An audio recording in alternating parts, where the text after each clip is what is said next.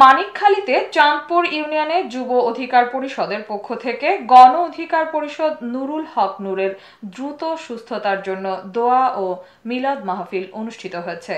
কিশোরগঞ্জ থেকে মোহাম্মদ ওয়াহিদের রিপোর্টে বিস্তারিত।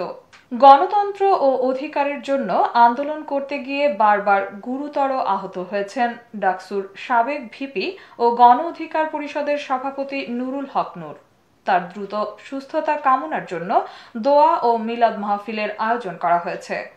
মানিকখালী বাজার সংলগ্ন 12 সেপ্টেম্বর শুক্রবার বিকালে গণ অধিকার পরিষদ 4 নং চাঁদপুর ইউনিয়নের যুব অধিকারের সভাপতি মোহাম্মদ আলীর নেতৃত্বে এই আয়োজন করা হয়েছে। এ সময় অঙ্গ সংগঠনের নেতৃবৃন্দরা ও স্থানীয় গণ্যমান্য ব্যক্তিরা উপস্থিত ছিলেন। এতক্ষণ সঙ্গে থাকার জন্য ধন্যবাদ।